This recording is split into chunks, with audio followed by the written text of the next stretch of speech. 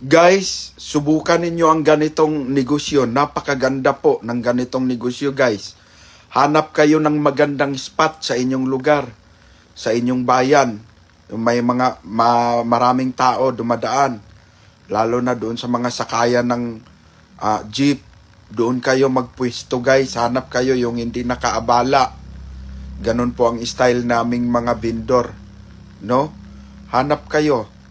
Tapos, gayahin ninyo ito, guys. Kung may motor kayo, kabitan nyo ng sidecar. Maliit lang po ang expenses nito, guys. Tapos, doon kayo bibili ng manok. Scout kayo sa palengke ninyo. Madaling araw. May mga supplier ng manok sa mga palengke. Huwag kayo sa palengke bibili, guys. Mahal doon. Ano na yon? Doble na ang presyo pag sa palengke kayo bibili. Doon sa mga nagsusupply ng sa palengke, doon kayo bibili, guys, kung kayo'y magnegosyo ng ganito.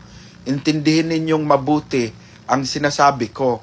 Kasi may mga nag-comment na hindi daw kalahati ang tubo nitong negosyo na to. Maniwala kayo sa akin, guys, dahil veteranong vendor ako, alam ko ang pasikot-sikot. No? Huwag kayong bibili sa palengke. Dahil ang presyo sa palengke, 220 yan. 220, 250, 240, 230. Ganun ang presyo sa palengke.